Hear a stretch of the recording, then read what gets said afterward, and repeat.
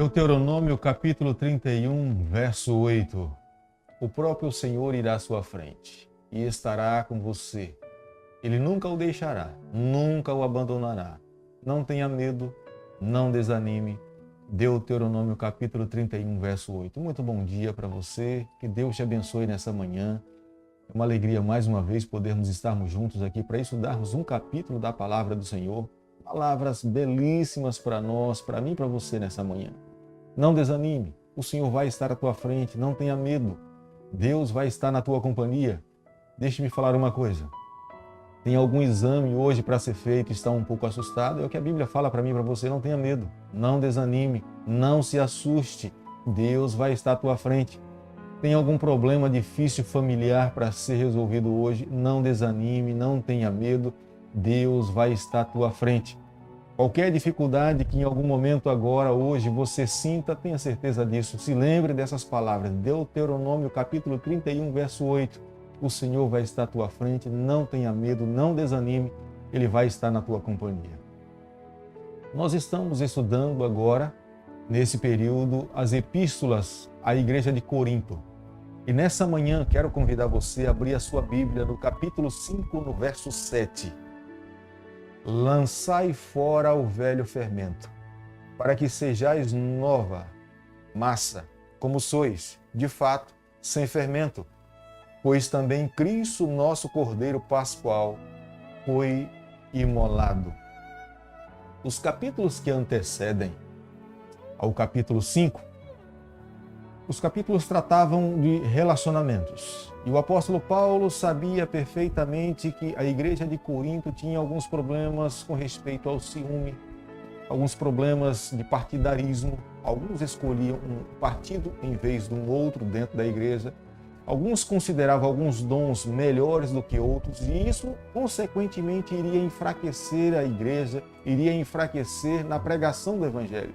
E nos capítulos que antecedem o capítulo 5, o apóstolo Paulo trata desses problemas.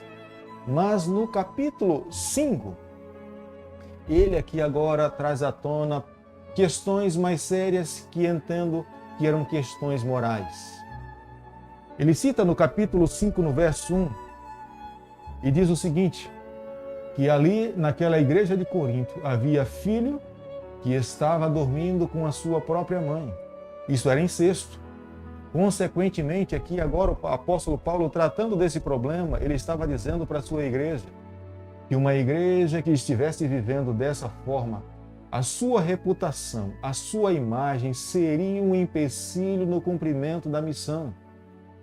Como que as pessoas que estavam lá fora iriam querer vir para essa igreja, sabendo que as pessoas que estavam dentro da igreja estavam vivendo com a sua vida moral destruída, estavam vivendo dessa maneira, praticando pecados como esse. E aqui agora o apóstolo Paulo, então, ele orientando a sua igreja, ele está dizendo, olha, se vocês precisam viver de acordo com o que Deus está pedindo para que vocês possam viver, nós entendemos uma coisa. Uma igreja que não se preocupa com a sua imagem é uma igreja que terá dificuldade de alcançar o mundo. O apóstolo Paulo estava dizendo para aquelas pessoas naquele período que eles tinham nas mãos a responsabilidade de influenciar o mundo e não deixar que as práticas mundanas invadissem a igreja, tomassem a igreja. E essas práticas aqui agora estavam sendo um empecilho para que as pessoas que estivessem fora, no mundo secularizado, pudessem olhar para a igreja e entender como sendo uma igreja que eles deveriam fazer parte. Ali seria uma comunidade dos santos. Seria uma justificativa para aquela geração, para as pessoas secularizadas e dizerem de que não valeria fazer parte da comunidade dos cristãos. E aqui então nós entendemos uma coisa. O evangelho, primeiramente, ele precisa ser eficaz na vida da igreja, para que depois então seja eficaz na vida daqueles que não são cristãos. Se o evangelho não é eficaz na vida de um cristão, consequentemente, essa igreja, esse evangelho não terá forças para alcançar aqueles que não são cristãos. Nós, quando olhamos para a igreja de Corinto, nós conseguimos observar que ali havia desunião, havia impureza, havia incesto, havia dificuldades de relacionamento. E o conselho do apóstolo Paulo, como sendo um pastor destemido para aquela geração, era levar a sua comunidade, a sua igreja a viver uma vida mais santa no Senhor. Ele sabia que sobre os seus ombros repousava uma responsabilidade de ser pastor e de orientar, porque ele sabia que as suas credenciais ele tinha recebido das mãos do próprio Cristo para ser ministro. Portanto, ele aqui diante dessa igreja destemido, com coragem, ele estava aqui apresentando as verdades para aquela comunidade, dizendo que eles precisavam agora deixar de lado o fermento e viver uma vida diferente em Cristo, para que pudessem receber a salvação. Jesus Cristo, se referindo à igreja dos últimos dias, a igreja de Laodiceia, ele traz um conselho. És infeliz, sim, miserável, pobre, cego e nu. Apocalipse capítulo 3, o verso 17. Esses são os conselhos de Jesus Cristo para a igreja de Laodiceia, aqueles que estão vivendo nos dias em que nos encontramos. É claro, embora ele apresente essa linguagem dura, repreensiva, mas quando nós olhamos o verso 18 do mesmo capítulo, ele faz um conselho, ele traz um conselho, ele diz o seguinte: aconselha-te que de mim compres ouro refinado no fogo. Veja que Jesus Cristo apresenta o pecado, mas ele mesmo apresenta a solução. Ele mesmo diz que na pessoa dele é possível o pecador encontrar saída para o pecado. E é o que nós encontramos aqui na igreja de Corinto. Nós vemos o apóstolo Paulo dizendo para a sua comunidade que eles estavam vivendo de uma forma irregular. Mas na sua própria carta, na sua própria epístola, ele apresenta Cristo. Ele aconselha no capítulo 5, no verso 7, aqueles irmãos a deixarem de lado o fermento e a viverem uma vida pura no Senhor. Porque ele sabia que vivendo dessa forma, esta igreja estaria cumprindo o papel de Cristo nessa terra. Nós precisamos entender, amigo, que dentro de uma igreja existe o trigo e existe o joio. Jesus Cristo, quando esteve aqui nessa terra, ele mesmo falou sobre isso. Agora, é claro, a responsabilidade dessa igreja, dos líderes dessa igreja, é amar a todos. Deus deixou a responsabilidade sobre os líderes dessa igreja, que quem irá fazer a separação entre o trigo e o joio é Ele mesmo. Mas no capítulo 5, no verso 11, mas agora vos escrevo que não vos associeis com alguém que, dizendo-se irmão, for impuro ou avarento, ou idólatra, ou maldizente, ou beberrão, ou roubador, com esse tal nem andais, nem comais. Nós precisamos entender essa declaração do apóstolo Paulo à luz da Bíblia. E vemos de que aqui o apóstolo Paulo não está dizendo de que nós não devemos ser amigos de pessoas que não conhecem a Cristo.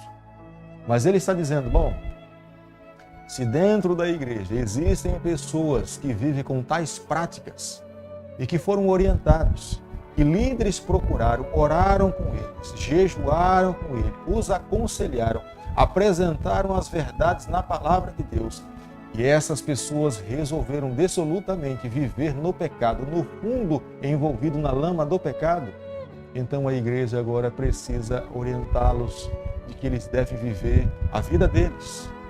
É claro, a igreja precisa dar os seus passos de amor, a igreja precisa os advertir, a igreja precisa ensiná-los a Bíblia, mas a opção em seguir as verdades na Bíblia e viver no pecado é pessoal. Somos nós que escolhemos. É cada um de nós que precisamos definir o destino que nós queremos dar para a nossa vida. Ou vivermos com o Senhor, ou sermos destruídos. E aqui no seu Evangelho, aqui no capítulo 5 da Epístola aos Coríntios, o apóstolo Paulo traz essa verdade. O apóstolo apresenta àquela igreja a necessidade de viver uma vida pura, uma vida santa. E ele traz à memória daqueles irmãos as verdades, dizendo que uma igreja que está contaminada com o mundo, uma igreja que está vivendo as práticas pecaminosas do mundo, essa igreja jamais conseguirá ser o sal da terra. Essa igreja jamais conseguirá ser a luz de Cristo nesse mundo. Pelo contrário, ela vai perder a sua força, ela vai perder o seu brilho, ela vai perder a sua bênção, ela não vai conseguir alcançar os seus objetivos. A igreja E nós sabemos que é necessário tomar uma atitude, como o apóstolo Paulo fala que deveria ser tomada naquele período. Capítulo 5, verso 5. Entregue a Satanás. O apóstolo Paulo fala que sim, que é necessário tomar as medidas adequadas, necessárias. Amar o pecador, orar com o pecador, visitar essa pessoa que está envolvida no pecado. Mas depois, então, se essa pessoa opta em permanecer no pecado, ele fala, bom, entregue a Satanás. É como um médico cirurgião, ao fazer um exame em uma pessoa, descobrir que existe um tumor, ele sabe que se deixar aquele tumor ali maligno, aquele tumor vai tomar o corpo inteiro, vai matar o corpo inteiro. Para salvar o corpo, então o cirurgião marca um dia, faz uma cirurgia, elimina aquela parte que é maligna para que o restante do corpo tenha condições de continuar a sua vida. E é o que ele está dizendo aqui. Se porventura dentro de uma comunidade alguém escolhe e decide permanecer no pecado, é necessário tomar uma posição com respeito a esse que toma tamanha decisão, triste decisão. Mas é claro, os passos de amar alguém, ele nos ensina que é necessário fazer. Mas amigo, aqui estão os conselhos do apóstolo Paulo àquela igreja. É necessário a cada dia fazer uma autoanálise na vida de cada cristão. É necessário a cada dia olharmos para a palavra de Deus e olharmos ao mesmo tempo para a nossa vida, para sabermos se temos vivido as verdades que estão contidas na palavra de Deus. A cada dia é necessário olharmos para a cruz de Cristo, para a pessoa de Jesus Cristo e vermos se nós temos nos tornado mais semelhante à pessoa de Jesus. É necessário a cada dia olharmos para cada um de nós e vermos se temos galgado os patamares da santificação que o Espírito Santo efetua na nossa caminhada. É necessário a cada dia renunciar o nosso próprio eu e permitir que a palavra de Deus conduza e escreva a nossa história aqui nessa terra e na terra por vir. Gostaria você de nessa manhã se unir a mim aqui para que nós possamos nos voltar para Deus e orarmos a Ele? Oremos então. Bondoso Deus e Pai, muito obrigado pelas Tuas orientações. Nos toma nas Tuas mãos no decorrer desse dia. Nos eleve a cada dia a praticarmos as Tuas verdades e amarmos a Tua palavra. Fica conosco no decorrer desse dia. É o nosso pedido e a nossa oração e nós fazemos em nome de Jesus. Que Deus te abençoe e te guarde. Que Ele faça resplandecer o seu rosto sobre você. Que Ele tenha misericórdia de todos nós e nos conceda a sua paz em nome